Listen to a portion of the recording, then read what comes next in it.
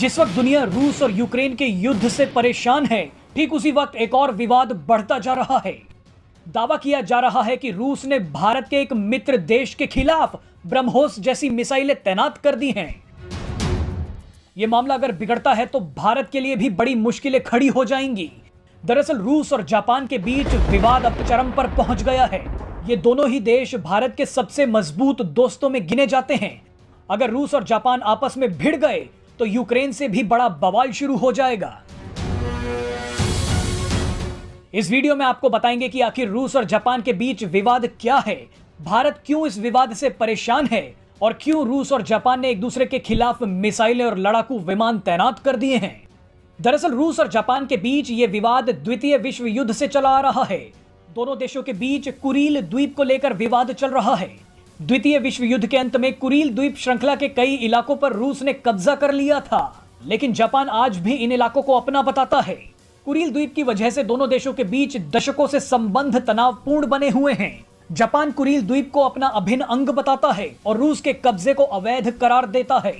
लेकिन हाल ही में रूस ने भी कहा कि वो कुरील द्वीपों को अब रूसी नाम से बुलाएगा।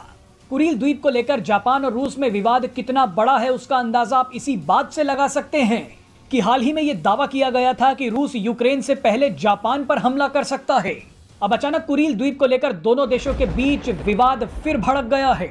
जापान ने हाल ही में अमेरिका के साथ मिलकर रूस के नजदीक एक युद्ध अभ्यास किया। जापान ने पश्चिमी देशों के साथ मिलकर रूस के खिलाफ कई प्रतिबंध भी लगा दिए। इसके जवाब में रूस ने कहा कि वो जल्द ही जापान से बदला लेगा। रूस ने अब कुरील द्वीप पर ब्रह्मोस जैसी मिसाइलें तैनात कर दी हैं। इतना ही नहीं, रूस ने चीन के लड़ाकू विमानों के साथ मिलकर जापान के पास शक्ति प्रदर्शन किया। जानकारी के लिए बता दें कि जापान रूस और चीन दोनों का ही दुश्मन है। रूस और चीन की आक्रामकता को देखते हुए जापान के लड़ाकू विमानों ने भी उड़ान भर ली।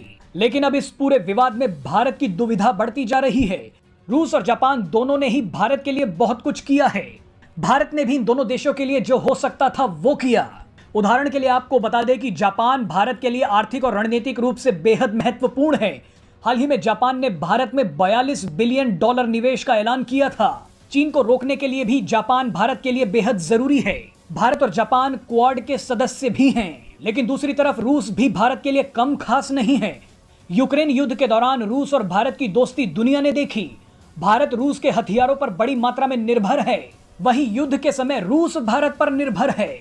रूस ने जो ब्रह्मोस जैसी मिसाइलें जापान के खिलाफ कुरील द्वीप पर तैनात की हैं, वो भारत को भी आज के समय में जबरदस्त ताकत देती हैं।